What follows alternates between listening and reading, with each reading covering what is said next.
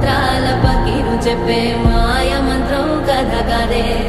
చంటోళ్లను భయపెట్టే భూచోడి కథ కదే తాత ముత్తాతమ్మల భూతాల కథ కదే